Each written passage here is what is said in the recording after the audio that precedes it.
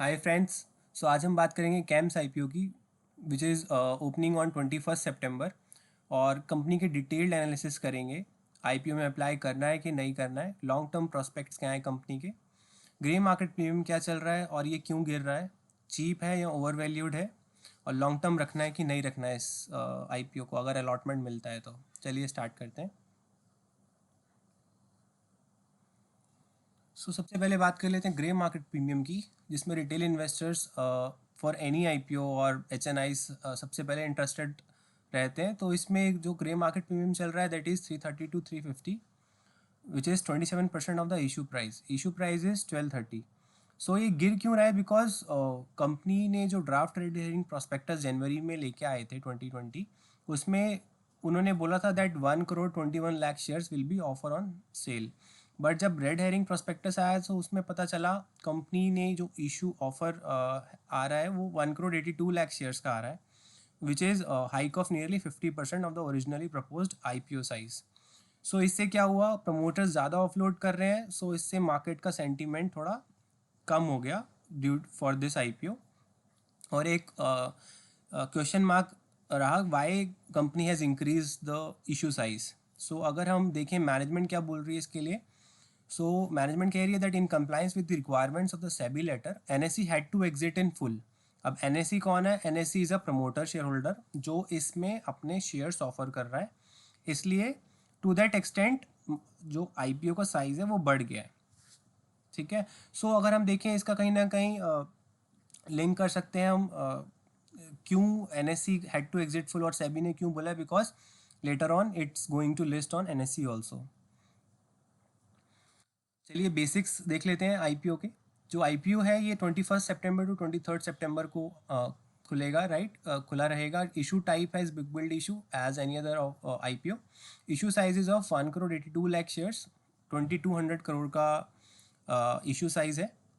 And this whole issue is offer for sale. Offer for sale means promoter अपना सारा existing share holding offer कर रहा है cell के लिए, राइट, और ये सारा का सारा पैसा प्रमोटर की जेब में जाएगा। प्रमोटर कौन? एनएससी। ये सारा का सारा issue offer for cell NSC का है। एनएससी अपना सारा ऑफलोड कर रही है शेयर्स, 37% अप्रॉक्स शेयर होल्डिंग है एनएससी की इसमें। And IPO price at upper band is 1230, market lot is 12 shares, और मिनिमम लॉट 1 लॉट 12 शेयर्स का है 14,760 का, maximum 13 lot, right.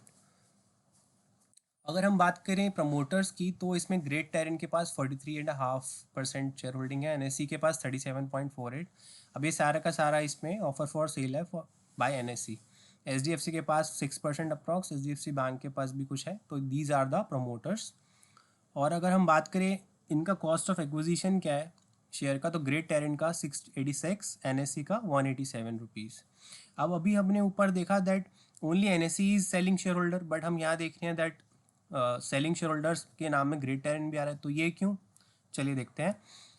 Great terrain has also offered 61 lakh shares before this offering offer opening date. इनका भी share holding कम हो जाएगा। ठीक है, तो इनका ग्रेट टेरन का रहेगा 30.98 पोस्ट दिस ऑफर, जो उन्होंने पहले ही 61 लाख शेयर्स सेल कर दिए। और ये second bucket is of NSC investments, ये सारा का सारा ऑफर फॉर सेल है। ऑब्जेक्ट क्या है इस ऑफर का? जैसे हमने बात किया that it's this is to provide an exit to existing share holders and avail listing benefits. Listing benefits के लिए और एग्जिट के लिए एनएससी को एग्जिट करना है तो उसके लिए आईपीओ आ रहा है।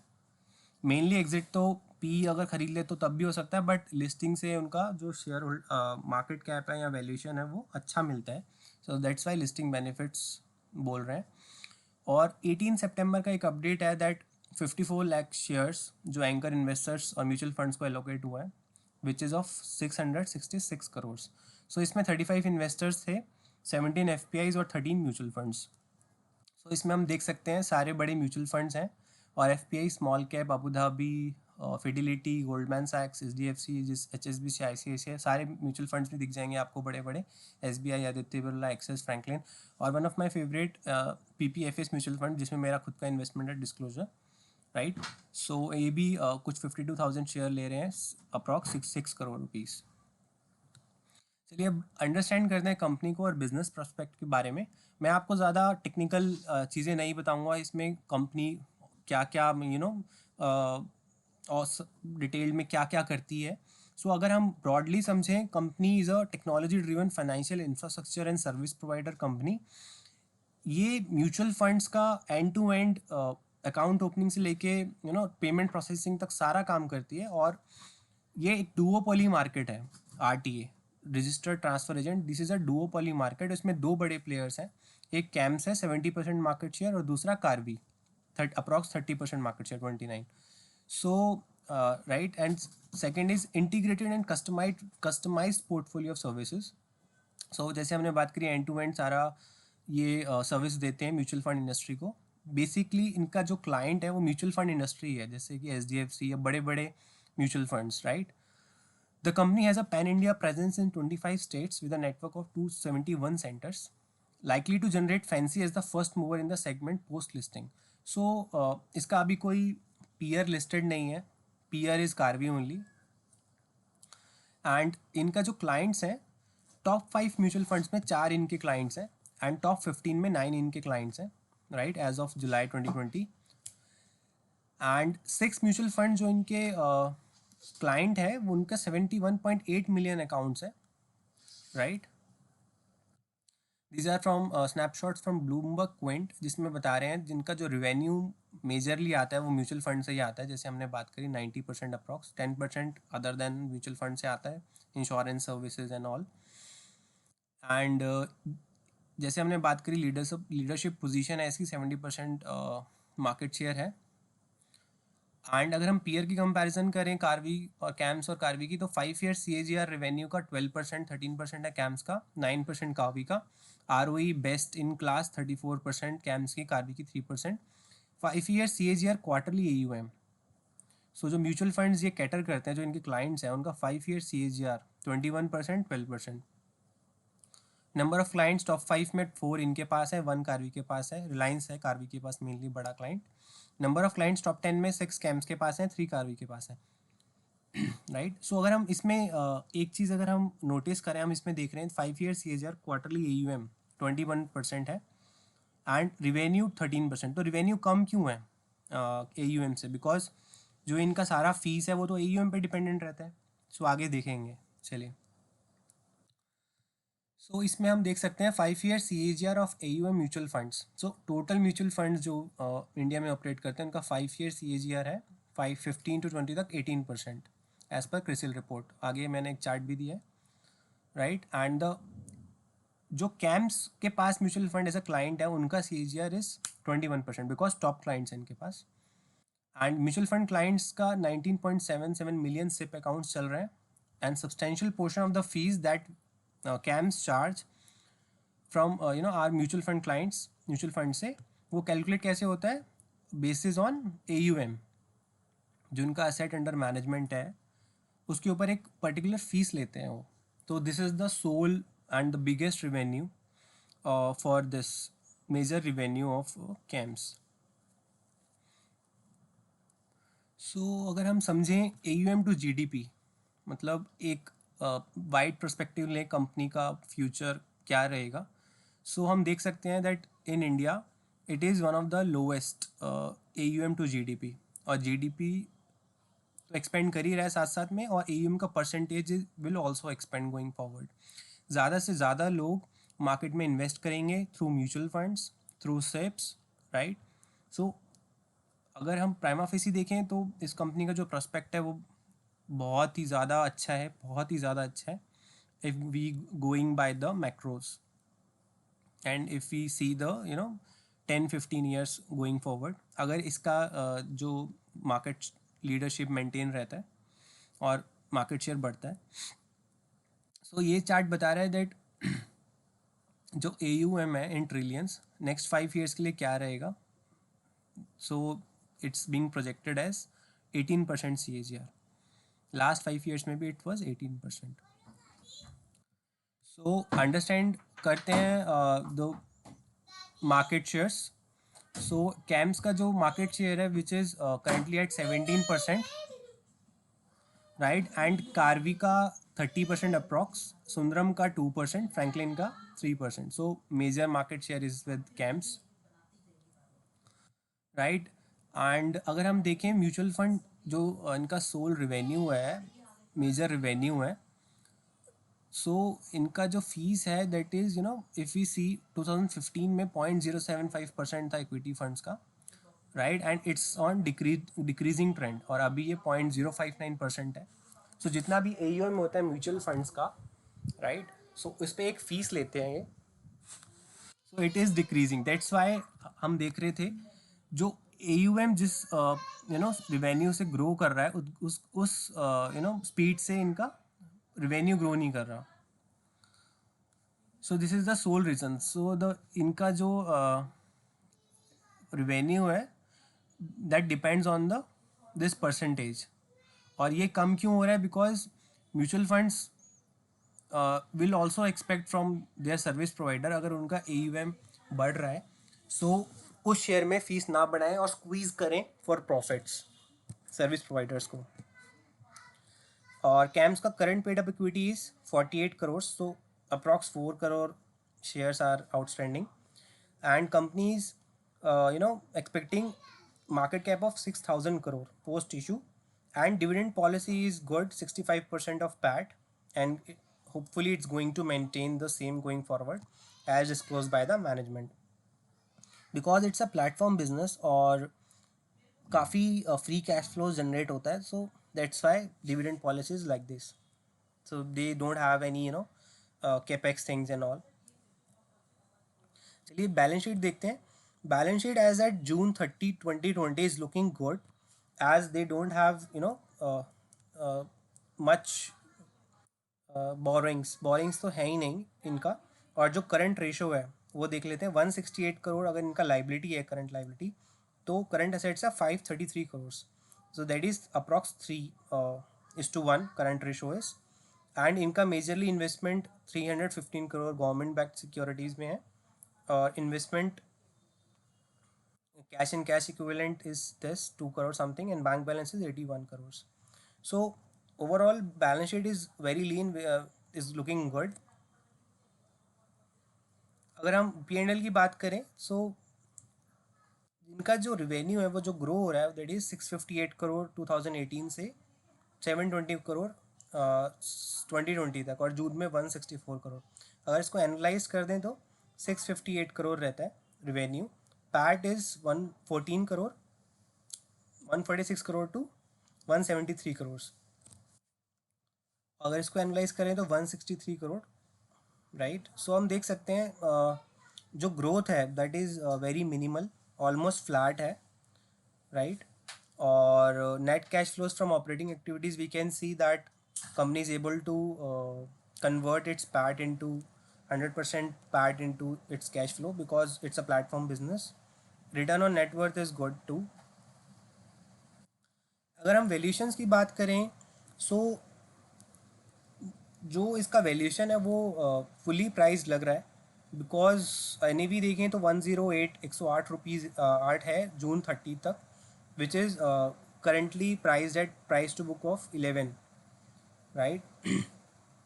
और अगर हम लेटेस्ट अर्निंग्स एनुअलाइज करके इनका पी देखें तो that comes around 37 rupees, 36.81, P of 36.81 not rupees.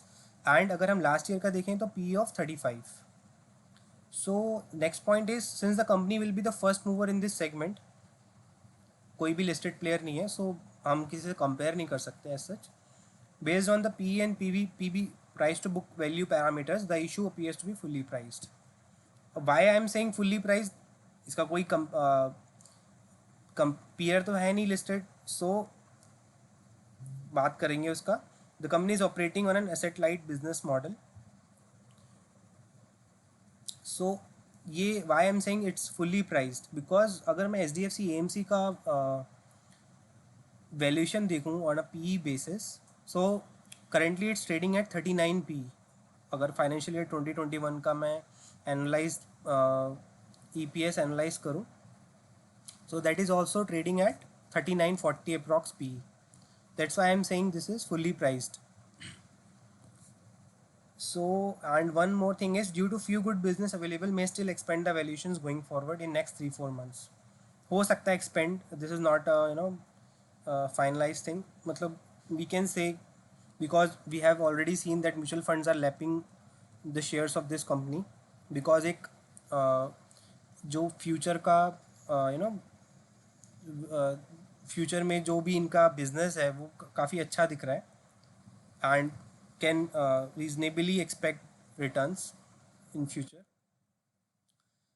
अब पॉजिटिव नेगेटिव्स की बात करें तो पॉजिटिव्स में मुझे ये लग रहा है that it's a platform business, so asset light model है, कैपेक्स का ज़रूरत नहीं है, एंड बोरिंग्स भी इतना नहीं चाहिए इनको, उसका भी ज़रूरत नहीं है. Second is lean balance sheet and consistent free cash flows from operation, right? So this is very good positive aspect. Third is leading player in RT industry, 70% market share, so may gain market share further. Carvy is not जो second largest player है कार्वी, उनका balance sheet कुछ ज़्यादा अच्छा नहीं लग रहा, और उनका जो मैट्रिसेस हैं, सो हो सकता है इससे ज़्यादा मार्केट शेयर भी हो जाए इस कंपनी का. And prospects are directly link to AUM growth of mutual fund industry. जो इस कंपनी के प्रॉस्पेक्ट्स हैं, जो फीस चार्ज करते हैं, वो AUM ग्रोथ पे करते हैं. And mutual fund industry is at nascent stage in India, at least comparing with other countries. So looking all of this seems to have a bright future for this company. Negatives क्या है? The being an RTA, registered transfer agent, इनका periodic inspections होता रहता है, audit होता रहता है सेबी से, और नॉन कंप्लाइंसेस मिलती रहती हैं, सो इससे पेनल्टीज़ या रिस्ट्रिक्शंस वगैरह लग सकते हैं कंपनी पे. And second big negative what I see is pad growth, almost flat. If we see last 1-2 years, 3 years. Our third one is valuations. So it's looking at fully priced issue. और अगर हम grey market premium which we were discussing 330 rupees something, अगर वो realise होता है listing पे, तो it would be 47 price to earnings listing पर. सो क्या करें इस इशू के बारे में? So as we have discussed, almost fully priced issue, right. IPO में अप्लाई तो करना चाहिए because of grey market premium, and mutual funds are lapping the company share. And अगर लिस्ट होता है ये ग्रे मार्केट प्रीमियम पे, तो price would be 1560 approx, and PE would be 47 approx, right. So कहीं ना कहीं ग्रे मार्केट प्रीमियम तो नज़र आ रहा है, right. And second point is good for long term investment और not for consistent steady returns. So जैसे हमने देखा, म्यूचुअल फंड्स इस कंपनी में काफ़ी इंटरेस्ट दिखा रही हैं, and why that so? Because एक जो लॉन्ग टर्म प्रोस्पेक्ट्स है इस कंपनी के, 10 years या 15 years, एंड जो म्यूचुअल फंड इंडस्ट्री ग्रो करा है और ग्रो कर सकता है, एंड उसका फीस उस पर डिपेंड करता है. So looking all of that, prima facie it's very good for long term investments, right. और मैंने इसको कंपेयर किया HDFC AMC से, जैसे हम बात कर रहे थे, उसका 39 PE है, इसका भी 47 हो जाएगा लिस्टिंग पे, अगर ग्रे मार्केट प्रीमियम पे लिस्ट होता है. सो कहीं ना कहीं फुली प्राइस इशू है ये. So can we expect consistent 15-20% return? So on this I don't think कि इतना परसेंट रिटर्न बनेगा going forward in next 5-10 years, because अगर कंपनी 12% CAGR पे ग्रो कर रही है, और वो कह रही है इतने पे ही मैं ग्रो करूँगी इन नेक्स्ट 5 years, एंड कुछ एक्सपेंस तो होगा, प्लेटफॉर्म बिजनेस है तो उनका कॉल सेंटर्स हैं एंड एवरीथिंग इज़ देयर, कुछ एक्सपेंस तो होगा, तो उसके बाद भी अगर उसको एडजस्ट करें, तो अगर 7-8-10% भी अगर पैड ग्रो करता है, सो लॉन्ग टर्म में देखें जो शेयर प्राइस है वो मिरर करता है कंपनी की अर्निंग्स को. सो आई सी 8-10-12% ही गोइंग फॉरवर्ड इसका रिटर्न बन सकता है. So what I am going to do? So मैं तो IPO में अप्लाई करने वाला हूँ, डिस्क्लोजर करने वाला हूँ, एंड अगर अलॉटमेंट मिलता है और लिस्ट होता है ग्रे मार्केट प्रीमियम पे जितना हम देख रहे हैं, तो आई वुड सेल इट, और एनी हाउ मैं बेच दूंगा अलॉटमेंट मिलेगा तो I will not hold it for long term. Because अगर आप ऐसी कंपनी ढूंढ सकते हो जो ग्रो करे handsomely 15-20% year on year for a long term, so आप ज़्यादा पैसा बनाओगे as compare to that company which is growing at 5, 7, 8%, 10%, right? So this is all what I wanted to discuss with you guys. So I hope you liked it. अगर आपको पसंद आई तो ज़रूर like और सब शेयर करें और सब्सक्राइब भी करें हमारा channel. So thank you so much guys. Thank you. Thanks a lot.